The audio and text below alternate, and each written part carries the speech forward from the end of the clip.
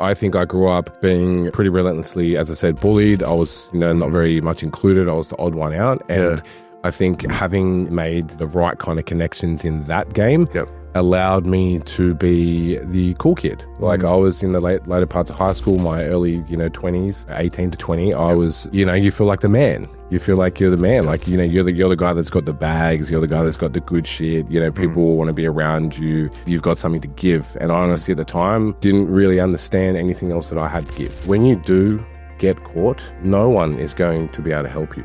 You are thrown into a world that there is no real sympathy. There's no, oh, he's just a kid. It's very much like, no, you've done the wrong thing.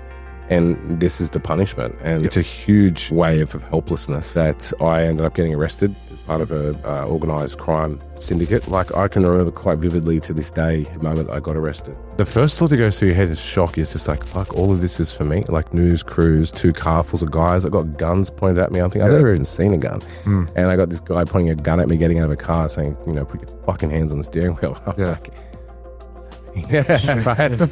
And you're just thinking like, whoa, this is really bad. The biggest moment for me when I recognized how much like growing up I needed to do was like, obviously I needed to look after myself in jail and grow and keep myself out of trouble because I had people depending on me for one, and I needed to depend on me. There was no one fucking else. Is that when I actually ended up getting sentenced, it actually took me about 1.5 years to get sentenced. So, oh, wow. Yeah. So I was on remand for about 18 months. And the scariest part about that, and this is where it comes down to hope as well, is that there's hope and there is hopelessness. And you want to go down the road of hopelessness, like be my guest, but it leads to nowhere. Hope, although it can be really, really dangerous at times because it forces you to be vulnerable, it is what I kind of clung on to through that experience, and it's what got me to being sentenced. And I do believe that once I got sentenced, it was one of the things that made me go like, I can do this.